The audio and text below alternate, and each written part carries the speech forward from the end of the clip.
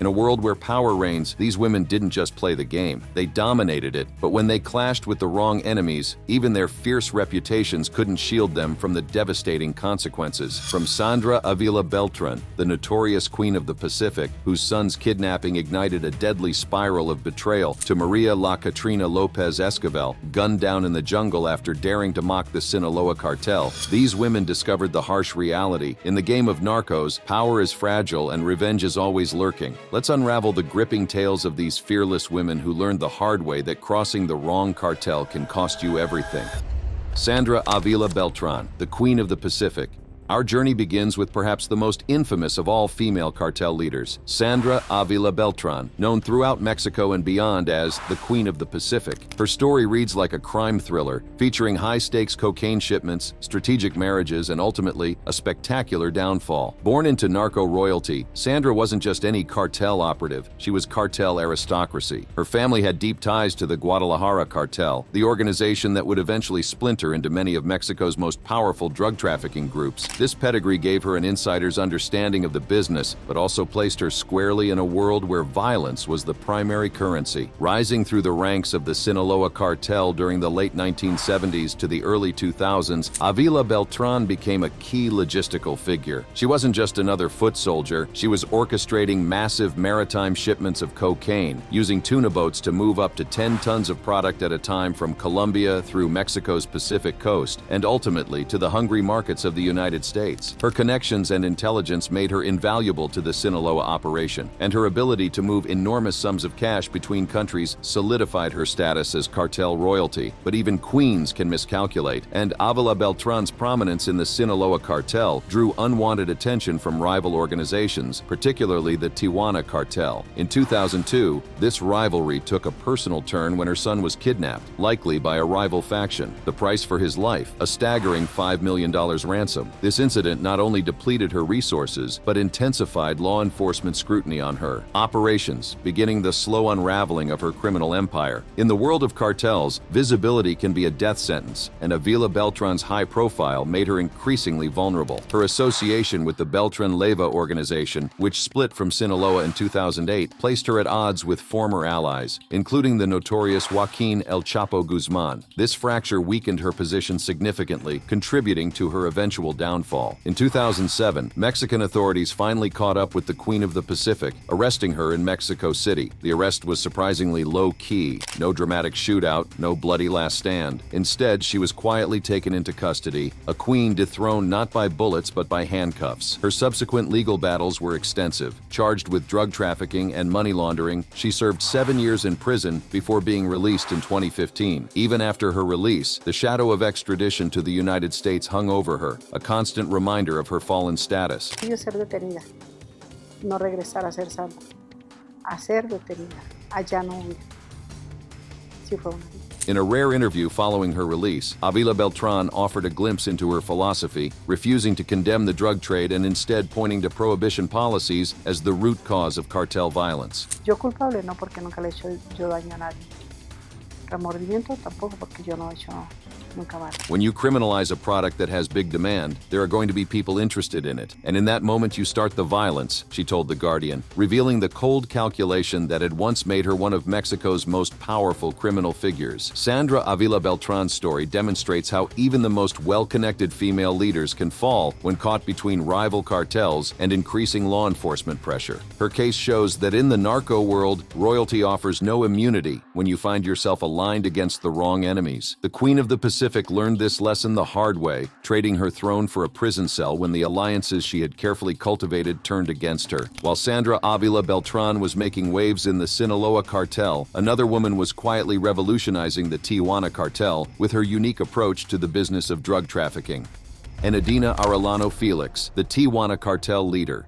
Enedina Arellano Felix, an accountant by training, brought financial acumen and strategic thinking to an organization previously known primarily for its brutality. Born into the notorious Arellano Felix family, Enedina took control of the Tijuana cartel alongside her brother Eduardo after the arrest of her brother Francisco Javier in 2006. Unlike many cartel leaders who rose through the ranks by demonstrating their capacity for violence, Enedina leveraged her education and intelligence. With her accounting degree, she completely transformed the cartel's financial operations operations, streamlining money laundering processes, and creating sophisticated corporate structures to disguise illegal activities. What makes Enadina's story particularly remarkable is that she didn't just handle the books. She managed the entire operation. Using the pseudonym Maria Cecilia Felix, she oversaw the smuggling of enormous quantities of cocaine, heroin, and methamphetamine across the U.S.-Mexico border. Her leadership style was markedly different from her brothers, focusing on business efficiency rather than violent displays of power. But running a cartel, even with a business-like approach, inevitably meant conflict with rivals. The Tijuana cartel under Enadina's leadership faced fierce competition from the Sinaloa cartel, leading to violent turf wars throughout Baja California. These weren't minor skirmishes. They were full-scale urban battles for control of one of the most lucrative smuggling corridors into the United States. The rivalry with Sinaloa placed Enadina in direct opposition to figures like Joaquin El Chapo Guzman and Ismael El Mayo Zambada, two of the most powerful and ruthless cartel leaders in Mexico's history. This wasn't just a battle between organizations. It was a strategic contest between different approaches to the drug trade, with Enadina's corporate model pitted against Sinaloa's more traditional cartel structure. Despite the intensity of this rivalry, Enadina maintained a remarkably low profile, operating behind the scenes and avoiding the flashy lifestyle that had made other cartel leaders easy targets. This strategic anonymity served her well, allowing her to evade capture where her brothers had failed. While Francisco Javier was arrested in 2006 and Eduardo in 2008, Enadina continued to oversee operations, adapting the cartel's structure to changing circumstances. Her leadership made her a prime target for both the Mexican authorities and the U.S. Drug Enforcement Administration, yet she managed to stay one step ahead of law enforcement. Her ability to evade capture has been attributed to her strategic use of aliases, corrupt police networks, and her understanding of the legal vulnerabilities in both Mexican and American anti-drug efforts. However, the ongoing rivalry with the Sinaloa cartel continues to threaten her operations, and the once mighty Tijuana cartel has lost significant territory and influence under the relentless pressure from both Sinaloa and Mexican authorities. The cartel's decline reflects the challenges of maintaining power in an environment where alliances shift rapidly and enemies constantly probe for weaknesses. The constant threat from rival cartels has eroded the Tijuana cartel's position, proving that in the cartel world, no strategy is foolproof when you're facing the wrong enemies. From the corporate boardroom style of Enadina Arellano Felix, we turn now to a woman who worked in the shadow of perhaps the most notorious drug lord in modern history,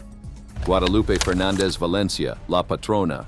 Guadalupe Fernandez Valencia, known as La Patrona, was a key lieutenant in the Sinaloa cartel, working directly under Joaquin El Chapo Guzman. Her rise and fall reveals much about the internal politics of cartels and the precarious position of even high-ranking female operatives. For over 3 decades, Fernandez Valencia managed critical financial operations and drug logistics for the Sinaloa cartel, establishing herself as one of the most trusted deputies in an organization not known for its trust. Her longevity in such a dangerous position speaks volumes about her intelligence and adaptability in an environment where mistakes are rarely forgiven. As El Chapo's right hand, she coordinated the movement of massive shipments of cocaine and methamphetamine across international borders. Her role wasn't ceremonial. She was deeply involved in the day-to-day operations that kept the Sinaloa cartel at the top of Mexico's criminal underworld. This operational focus set her apart from other female figures in the cartel world, who often gained position through family ties rather than direct involvement in trafficking activities. However, the delicate balance of power within the Sinaloa cartel was dramatically altered by El Chapo's 2017 extradition to the United States. The vacuum created by his absence sparked internal power struggles, with various factions vying for control of the organization's vast resources and territory. Fernandez Valencia's loyalty to the Guzman faction suddenly became a liability as new power centers emerged within the EO cartel. Simultaneously, external pressure from the rising Jalisco New Generation cartel, CJNG, intensified, challenging Sinaloa's dominance in key territories. The CJNG, known for its extreme violence and military-style operations, presented a new kind of threat, one that required unified leadership to counter effectively. With Sinaloa divided by internal rivalries, figures like Fernandez Valencia became increasingly vulnerable. In this climate of internal division and external threat, Fernandez Valencia was arrested in 2017. Her downfall wasn't the result of a rival cartel's attack, but came at the hands of of law enforcement, possibly aided by information from competing factions within Sinaloa itself. The timing of her arrest, coinciding with El Chapo's extradition, suggests that she may have lost critical protection when her patron was removed from the equation. Following her arrest, she made a strategic decision that many in her position have faced: cooperation with authorities. This wasn't merely about securing a lighter sentence, it was likely also motivated by very real fears of retaliation from rival factions who might see her as a liability. In the cartel world, the only thing more dangerous than being an enemy is being a former ally with too much knowledge. Her cooperation proved valuable to prosecutors, reportedly providing significant information that contributed to El Chapo's life sentence. In exchange, she received a relatively light 10-year sentence and is due for release soon, a remarkably lenient outcome for someone who occupied such a high position in one of history's most violent criminal organizations. While some female cartel leaders rose through family connections or financial expertise, others took a more direct route to power through violence. Maria Guadalupe Lopez Esquivel, La Catrina. Maria Guadalupe Lopez Esquivel, known as La Catrina, represents a different archetype of female cartel leadership, the combat commander who earned respect not through background or business acumen, but through demonstrated ruthlessness. Born into poverty in Tepalcatepec, Michoacan, Lopez Esquivel's path to becoming a cartel leader began in stark economic necessity. Unlike figures like Enadina Arellano Felix, she had no family connections to ease her entry into the criminal underworld, no education to provide alternative career paths. What she did have was a willingness to embrace violence that quickly caught the attention of the Jalisco New Generation Cartel, CJNG, one of Mexico's most aggressive and rapidly expanding criminal organizations. Recruited as a sicaria, or hitwoman, La Catrina quickly distinguished herself through her comfort with extreme violence. But she was more than just a trigger puller. She demonstrated tactical thinking and leadership qualities that elevated her to the role of regional lieutenant. At just 21 years old, she was coordinating operations that would make hardened veterans blanch. In October 2019, she orchestrated an ambush in El Aguaje, Michoacan, that resulted in the deaths of 14 police officers, one of the deadliest attacks on Mexican law enforcement in recent memory. Not content with this display of force, she followed it with another operation in November 2019 that killed 40 state police officers. These weren't random acts of violence. They were calculated strategic moves to establish CJNG dominance in territories contested with rival cartels, particularly the Sinaloa cartel. La Catrina quickly became known for her social media presence, where she posed with weapons and flaunted her cartel lifestyle. This wasn't just youthful braggadocio. It was part of CJNG's psychological warfare strategy, projecting an image of invincibility and attracting new recruits impressed by her rapid rise and apparent fearlessness. Her distinctive Catrina tattoo, referencing the skeletal figure associated with Mexico's Day of the Dead celebrations, became a symbol of her embrace of death as a tool of power. Her aggressive actions against Sinaloa cartel strongholds made her a prime target for both rival cartel enforcers and Mexican authorities. The CJNG's bitter rivalry with Sinaloa placed figures like La Catrina on the front lines of Mexico's cartel wars, where life expectancies are measured in months rather than years. Her high visibility only increased the danger, making her a symbolic target whose elimination would send a powerful message. That message came in January 2020, when Mexican security forces launched a raid on a CJNG safe house in La Bocanda, Michoacan. The operation targeted La Catrina specifically, recognizing her increasing importance in the cartel's regional operations. What followed was captured on body cam footage that later circulated widely. La Catrina, wounded in the neck by gunfire, bleeding profusely as officers attempt to stabilize her before evacuation. "Calm down, kid. The helicopter is coming for you. It's coming. Now easy, easy, you'll be fine. The helicopter is coming," an officer can be heard telling her in her final moments, a strangely compassionate exchange in the midst of Mexico's brutally impersonal drug war. Despite these efforts, she died from blood loss shortly afterward, her distinctive Catrina tattoo confirming her identity to authorities. Her death at 21, younger than many college students, speaks to the brutal economy of life in cartel conflicts, where youth provides no protection and gender, no exemption from the consequences of challenging the wrong enemies. The reach of female cartel leadership extends well beyond Mexico's borders, encompassing criminal networks throughout Latin America. Wanda del Valle Bermudez Vieira, the little baby of crime.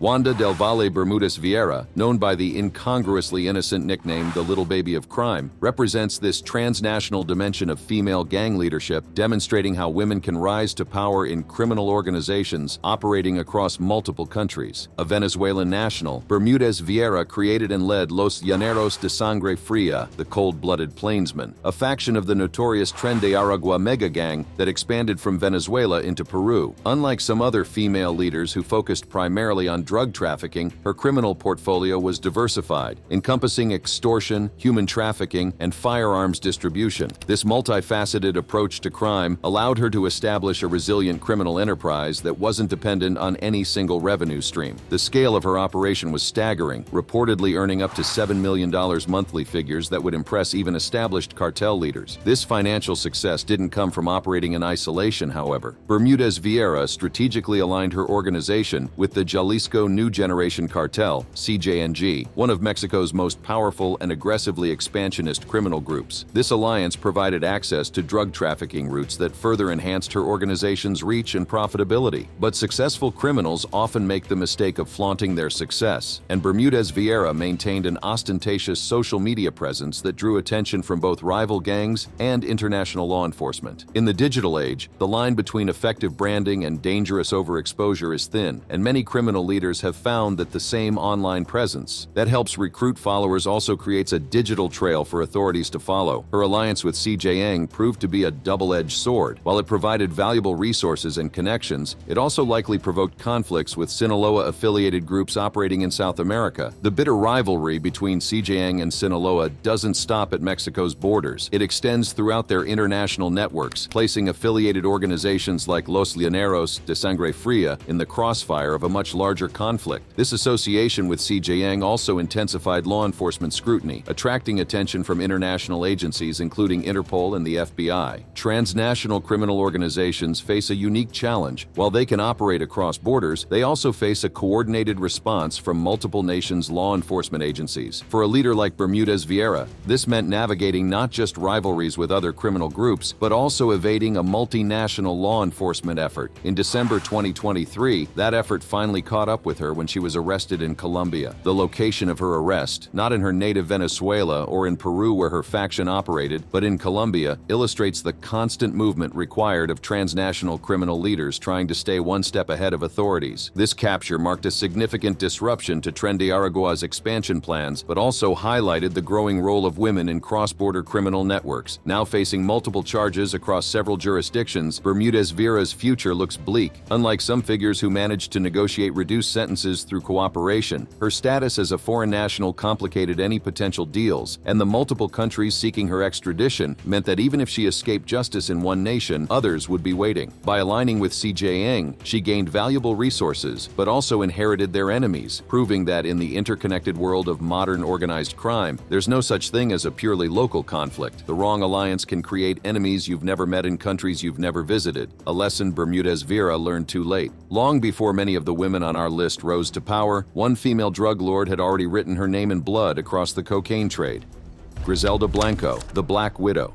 Griselda Blanco, known variously as the Black Widow, and the Cocaine Godmother, pioneered not just female leadership in drug trafficking, but many of the brutal tactics that would come to define the modern cartel era. Her story begins earlier than most on our list, providing historical context for the evolution of women's roles in drug trafficking organizations. As a key figure in the Medellin cartel during the 1970s and 1980s, Blanco dominated Miami's cocaine trade during its most violent period. While primarily associated with Colombian cartels, her operations established crucial trafficking routes through Mexico that would later be utilized by Mexican organizations like the Sinaloa cartel. In this sense, she was a bridge figure between the Colombian-dominated era of cocaine trafficking and the later Mexican-controlled phase. Blanco's innovation went beyond mere smuggling. She pioneered trafficking routes to the United States and was linked to hundreds of murders, earning her reputation through a level of violence that shocked even hardened criminals. Her preferred method of assassination, motorcycle riding riding hitmen who would kill their targets and speed away became so common in Miami that they were known as Blanco murders, a testament to her bloody influence on criminal methodology. Her aggressive expansion inevitably brought her into conflict with rival Colombian cartels and Miami-based gangs, leading to the period known as the Miami Drug War. This wasn't just competition for market share, it was an existential struggle that turned Miami's streets into battlegrounds. The violence was so extreme that it permanently altered both Miami's cultural identity and American perceptions of the cocaine trade, bringing the realities of cartel brutality to U.S. soil in unprecedented ways. But Blanco's greatest vulnerability wasn't from external rivals, but from within her own organization. Her paranoia and brutality led to betrayals by former allies within the Medellin cartel, illustrating how even the most feared leaders can fall when they lose internal support. In the cartel world, the line between instilling fear and inspiring betrayal is razor thin, and Blanco's management through terror ultimately created more enemies than allies. In 1985, these mounting pressures culminated in her arrest by U.S. authorities. Unlike some who went down in blazes of glory, Blanco was captured through patient investigation and prosecutorial strategy, a reminder that for all their violence, cartels remain vulnerable to traditional law enforcement tactics when applied with sufficient resources and determination. After serving 19 years in U.S. prisons, Blanco was deported to Colombia in 2004, where she maintained a relatively low profile. This period of quiet was uncharacteristic for a woman who had once dominated headlines with her flamboyant lifestyle and spectacular violence. Whether this represented genuine retirement or merely strategic withdrawal is difficult to determine, but the cocaine trade she had once ruled had transformed dramatically during her incarceration, with Mexican cartels now controlling the routes she had pioneered. The final chapter of Blanco's story came in 2012, when she was assassinated in Medellin by a method she herself had popularized, a motorcycle-riding gunman who shot her twice in the head outside a butcher shop. The symmetry of her death, killed by the very method she had introduced to the underworld, struck many observers as almost poetic justice. The assassination was likely carried out by a rival faction seeking retribution for any of the hundreds of deaths attributed to her over decades of criminal activity.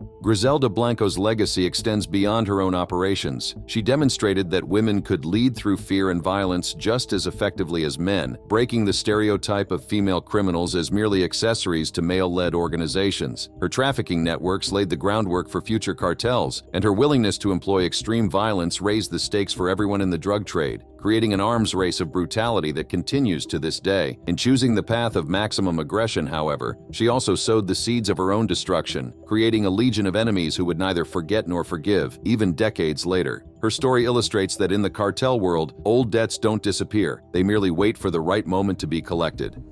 Sebastiana Cotton Vasquez, Guatemalan cartel leader.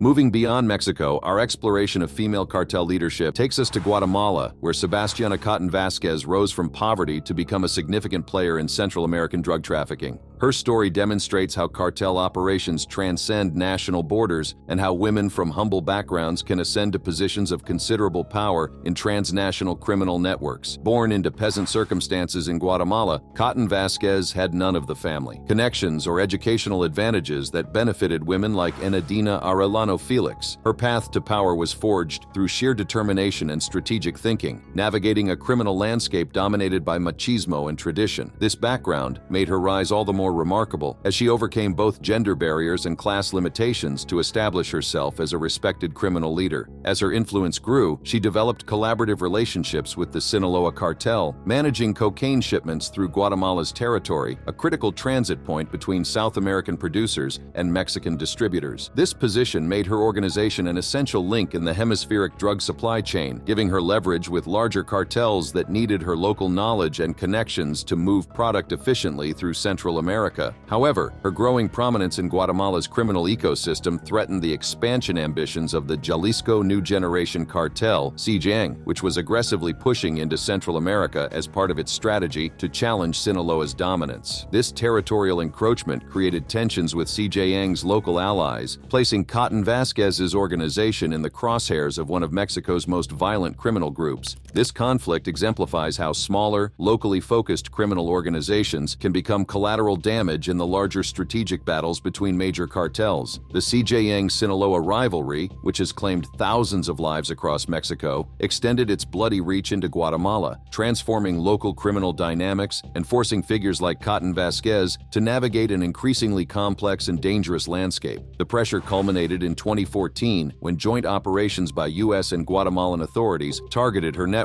resulting in her arrest. The timing of this law enforcement action, coinciding with CJN's expansion efforts, raises questions about whether their intelligence was supplemented by information from rival organizations looking to eliminate competition. In the shadowy world of cartel conflicts, law enforcement often becomes an unwitting instrument in intercartel rivalries, with anonymous tips and strategic information leaks guiding raids and arrests. Following her capture, Cotton Vasquez made a strategic decision that would ultimately save her. She agreed to testify against other figures in Guatemala's criminal underworld. This cooperation secured her freedom, allowing her to return to her hometown with a significantly lower profile. Her choice reflects the pragmatic calculations that characterize survival in cartel conflicts, where principles like loyalty and omerta are frequently sacrificed when self-preservation is at stake. Sebastiana Cotton Vasquez's journey from peasant to cartel leader and eventually to prosecution witness demonstrates the circuitous paths that female criminal careers often take. Her rise through a male-dominated criminal hierarchy in Guatemala shows that women can achieve significant power in these organizations, but her eventual cooperation with authorities after arrest illustrates the limited options available when that power structure collapses under external pressure. Unlike some figures who maintained silence even after capture, Cotton Vasquez chose survival over cartel loyalty, making the calculated decision that testimony was preferable to extended imprisonment or potential assassination by former associates afraid of what she might reveal. While some women enter the cartel world through poverty or family connections, others bring social privilege and business acumen to their criminal careers. Marjorie Chacon Russell, Queen of the South.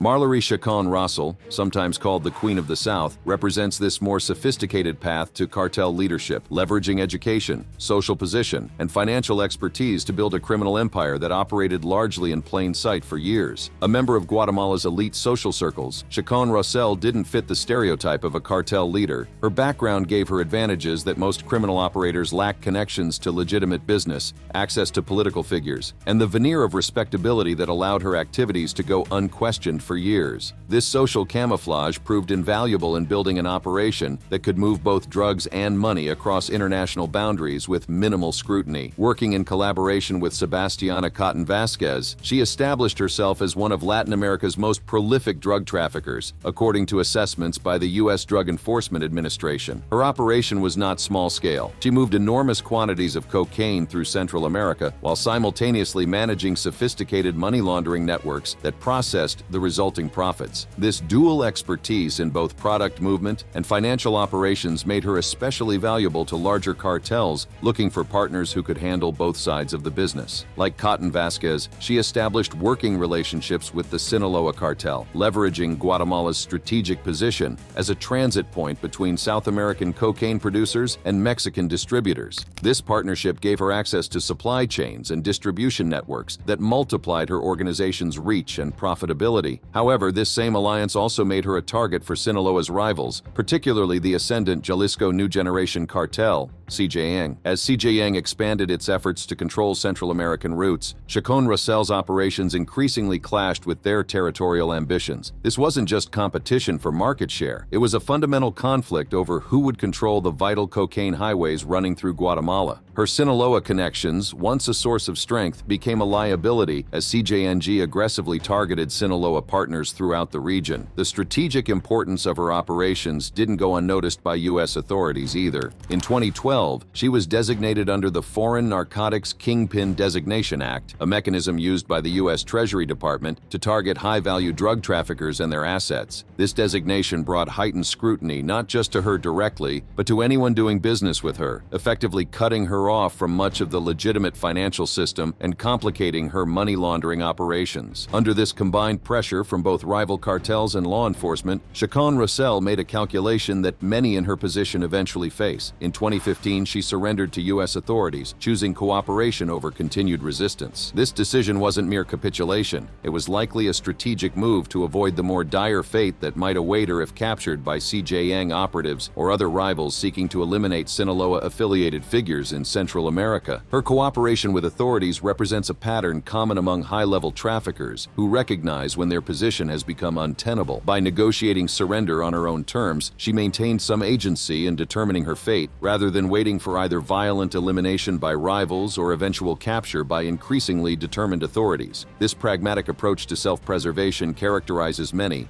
cartel leaders who reach the point where continued operation becomes more dangerous than surrender. Mallory Chacon Russell's case illustrates the global reach of cartel conflicts and how women navigate these transnational criminal networks. Her story demonstrates that social privilege and business sophistication can be pathways to criminal leadership just as surely as violence or family connections. However, it also shows that regardless of background, all cartel figures eventually face the same fundamental dilemma: whether to risk destruction by continuing operations under increasing pressure, or to seek the best available exit when the game turns against them. Her surrender and cooperation also highlight a cruel irony of cartel leadership. Those with the most knowledge and highest positions often have the most valuable information to trade with authorities, giving them negotiating leverage that lower-level operatives lack. This creates a system where the architects of criminal enterprises sometimes face less severe consequences than their subordinates, a perverse incentive structure that many law enforcement agencies have struggled to address effectively. If you enjoyed this video and want to see more like it, take a look at the cards appearing on your screen.